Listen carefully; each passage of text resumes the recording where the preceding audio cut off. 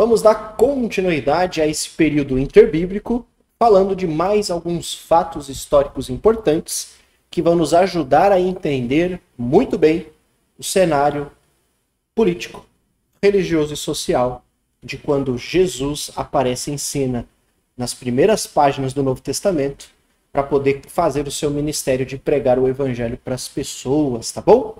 Então, no último vídeo você viu ali muito sobre a influência grega no mundo, né? Então eles dominam o mundo e querem espalhar a sua cultura, principalmente o grego, tá bom? Então vamos ver mais alguns fatos importantes nesse bloco. Olha comigo no slide.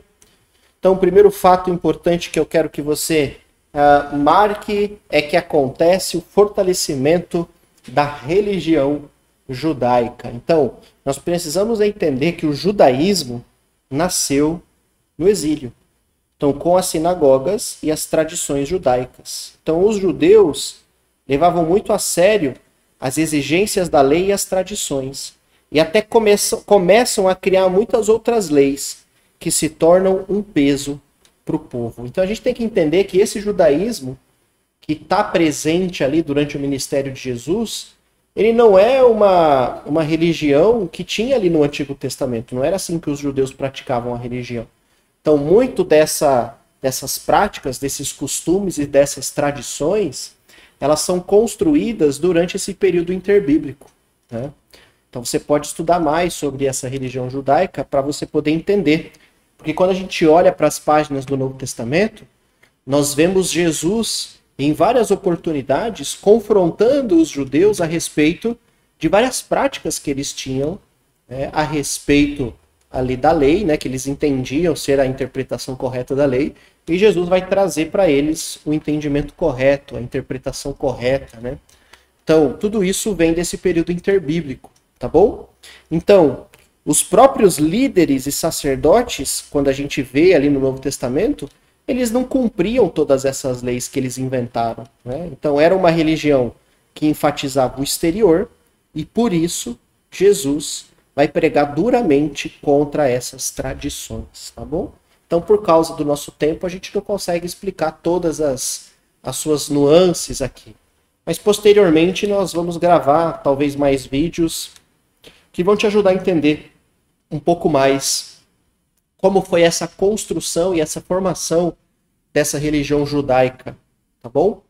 Que vai se fazer presente durante o ministério de Jesus.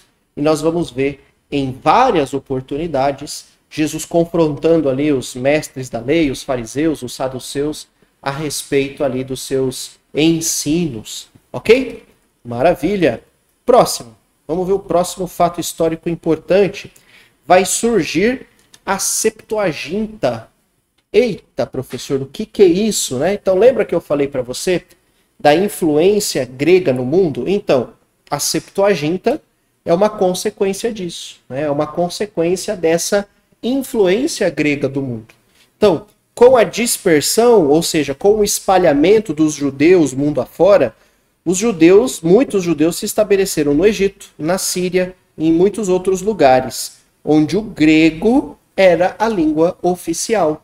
Então, como vários judeus foram obrigados a fugir, eles se estabelecem, né, em regiões onde o grego era a língua oficial. Então, esses judeus, eles levaram consigo o conhecimento de Deus e a sua esperança de um Messias. Então, nessa ocasião, aproximadamente no ano 285 a.C., o Antigo Testamento foi traduzido para o grego. Então, o que eles fizeram? Então, essa tradução, então eles pegaram a Bíblia judaica, né? A Bíblia dos judeus, o Velho Testamento, que foi escrito, lembra? Originalmente em hebraico e aramaico, e eles traduziram, fizeram uma versão dessa Bíblia para o grego, ok? Então, essa tradução se chama Septuaginta, que é um termo latino que significa 70, tá? Então, uma vez que foram 70 homens, né? Então, diz aí a tradição, que foram 70 homens que fizeram essa tradução e costuma ser representada pelos algarismos romanos LXX, que significa 70, tá? Em números romanos. Então, essa tradução tornou-se acessível não somente aos judeus, mas ao mundo todo de fala grega. E tornou-se também a Bíblia da igreja do primeiro século. Por isso é citada com frequência no Novo Testamento, inclusive por Jesus. Então, a Septuaginta também, a gente não tem talvez tempo para explicar todos os detalhes sobre essa importante tradução, mas eu prometo aí para vocês que a gente vai gravar mais conteúdo para poder completar esse entendimento, para que você saiba e tenha aí um entendimento mais profundo a respeito dessa tradução do Antigo Testamento para o grego, que é a Septuaginta, que é muito importante. Então é importante ressaltar que Jesus e os apóstolos citaram a Septuaginta em várias oportunidades no Novo Testamento, e basicamente foi a Bíblia que os primeiros cristãos usaram a Septuaginta. Por quê? Uma vez escrita no grego, ela estava ali de fácil acesso para grande parte das pessoas, principalmente os não-judeus, né, os gentios. Né? Então, o grego era a língua mais falada do mundo. É como se fosse o inglês hoje, correto? Então, hoje, né, no nosso mundo, nós estamos aqui no século XXI, ano 2023. Qual é o idioma mais falado do mundo? É o inglês. Se você falar o inglês, provavelmente você vai conseguir se comunicar em qualquer parte do mundo. Porque é a língua mais difundida. Então, ou seja, se você tem uma mensagem e você quer levar ela para o mundo, provavelmente você escreveria isso em inglês hoje em dia, tá bom? E foi exatamente isso que aconteceu. Então, pelo fato do grego, nessa época, ser uma língua extremamente conhecida por muitas nações, então essa tradução da Septuaginta vai ajudar no processo de evangelismo, vai ajudar também os apóstolos do futuro a fazer esse processo de evangelismo, que as pessoas vão ter acesso ao Velho Testamento, para poder confirmar as profecias a respeito do Messias, tá bom? Então, é isso aí. Próximo fato histórico importante, vamos lá no slide, para você poder ver. O próximo fato importante é que Herodes, o rei Herodes, vai reformar o templo. Né? Então, olha que interessante. Então, o rei Herodes, já aí perto da época em que Jesus vai nascer, né? Então, durante a peregrinação, o povo de Deus tinha o tabernáculo, o qual foi substituído pelo primeiro templo feito pelo rei Salomão. Então lembra quando Moisés tira a nação do Egito, leva eles para o Monte Sinai, Deus faz ali uma aliança com eles. E nessa aliança, Deus pede para que eles construam um tabernáculo. Lembra? A gente tem uma aula só sobre isso. Então se você não assistiu, volta lá para assistir no período mosaico, que você vai ver o tabernáculo, o que tinha dentro do tabernáculo, cada objeto, tá bom? Então, esse tabernáculo, no futuro, ele foi substituído pelo templo de Salomão. Esse templo de Salomão, ele foi destruído pelo rei da Babilônia, Nabucodonosor, quando eles foram até lá e destruíram tudo sob a liderança de Zorobabel. Nabucodonosor destruiu. E ele foi reconstruído sob a liderança de Zorobabel. Então, posteriormente, Zorobabel reconstrói o templo, né, quando os judeus retomam do exílio. Então agora, Herodes, querendo ganhar a simpatia dos judeus, fez uma grande reforma no templo. Né, e ele ficou conhecido então como o Templo de Herodes. No ano 70, depois de Cristo ter nascido, feito o seu ministério, ter sido morto, sepultado e ressuscitado, depois de ter ido embora, alguns anos depois, o templo foi finalmente destruído. E nunca mais ele foi reconstruído. Então, o que a gente tem lá em Israel hoje é o Muro das Lamentações. O que é esse Muro das Lamentações? É um pedaço desse templo que sobrou, esse templo de Herodes, tá? Então, só para você ter uma noção, mais ou menos, né? Então, aqui nós temos mais ou menos uma maquete de como seria o Templo de Salomão. Então, ele foi mais ou menos desse jeito, né? Construído desse jeito aqui, tá? Então, nós temos depois o segundo templo de Zorobabel, que é a reconstrução do templo, depois dele ter sido destruído por Nabucodonosor. E nós temos o terceiro templo, que é o templo de Herodes. E foi esse templo que Jesus frequentou. Foi esse templo, mais ou menos dessa maneira, né? Então, dizem aí os estudiosos que ele ficou mais ou menos desse jeito, de acordo com as fontes históricas. Então, foi esse templo que Jesus frequentou, que Jesus pregou. Foi nesse templo que Jesus expulsou ali os cambistas, né? Então, no pátio do templo, aqui dentro, né? Então, foi esse templo que Jesus frequentou, tá bom? O próximo ponto o próximo fato histórico importante é que também durante esse período interbíblico vai se multiplicar as sinagogas. O que são sinagogas? Então, durante o exílio babilônico, o povo estava longe do templo, que ficava em Jerusalém.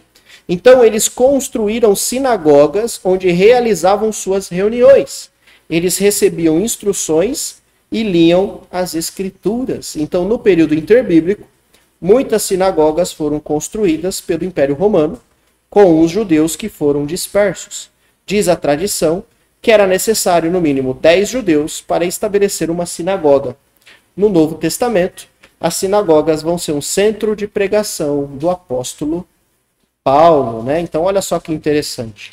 Então, as sinagogas eram esses locais de reunião dos judeus, tá bom? Então, como muitos estavam longe, né, por estarem dispersos, longe de Jerusalém, longe do templo, eles começam a criar essas casas, esses locais de reunião, onde eles liam as escrituras e faziam suas orações, tá bom? Então era um local ali de encontro dos judeus, ok? E é importante ressaltar que as sinagogas vão ser parte importante do ministério de Jesus. Jesus vai frequentar muitas sinagogas, a ponto de ler, tem um texto lá que ele lê um trecho de Isaías, e ele diz que esse trecho está se referindo a ele, né? Isso causa ali uma certa revolta. No outro momento, no registro de Marcos, você vai ver que Jesus entra na sinagoga e cura um homem de uma mão atrofiada, isso ali, no sábado, isso vai trazer ali uma revolta para aquelas pessoas. Então Jesus frequentou as sinagogas. E posteriormente você vai ver que os apóstolos, principalmente o apóstolo Paulo, ele vai usar as sinagogas como uma estratégia evangelística. Então, quando Paulo chega numa cidade, você pode ver isso no livro de Atos, está relatado no livro de Atos. Então, quando Paulo chega numa cidade, o primeiro lugar que ele vai é numa sinagoga. Por quê? Fácil. É fácil entender o porquê. Porque quem estava esperando o Messias? Os judeus. Então, os judeus tinham as profecias e as promessas. Então, Paulo entra numa sinagoga, ele prega o evangelho para aquelas pessoas, alguns judeus se convertiam, outros não. E posteriormente Paulo saía da sinagoga e agora ele não estava mais sozinho. Ele já tinha ali alguns judeus que se converteram, que creram na mensagem do evangelho, que creram em Jesus. E agora esses judeus podem ajudar Paulo na pregação do evangelho naquela cidade. Então olha só que estratégia bacana. Então Paulo usa muito essa estratégia para poder pregar o evangelho. E também, é claro, né, o amor que Paulo tinha para com os judeus. Porque Paulo era um judeu, e ele entendia isso, né? Que os judeus, eles eram o povo escolhido de Deus do Velho Testamento. A eles foi dadas as promessas, a eles foram dadas aí as promessas messiânicas, né? Então, e Jesus era um judeu, correto?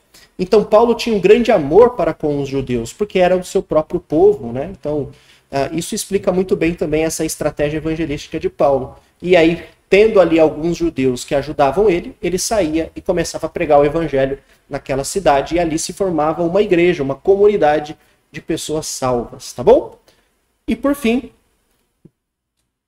só para você ver no slide aqui, ó, acabei não mostrando, né, mas só para você ver algumas imagens aí de como seria uma sinagoga, tá? Então, um desenho de como seria uma sinagoga. Aqui nós temos as ruínas de uma sinagoga lá em Jerusalém, né? Só para você ver. Então, olha só que interessante, tá bom? Então, fica aí o registro de uma sinagoga para você ver mais ou menos como ela era construída, né? Então, essa casa, né? Esse local de oração e de reunião onde os judeus se reuniam, tá bom? Maravilha. Então, nós encerramos esse bloco com mais esses fatos históricos importantes, tá bom? E aí nós vamos voltar no próximo bloco com mais fatos históricos que vão nos ajudar a entender mais sobre esse período interbíblico, ok? Então aguardo você no próximo bloco.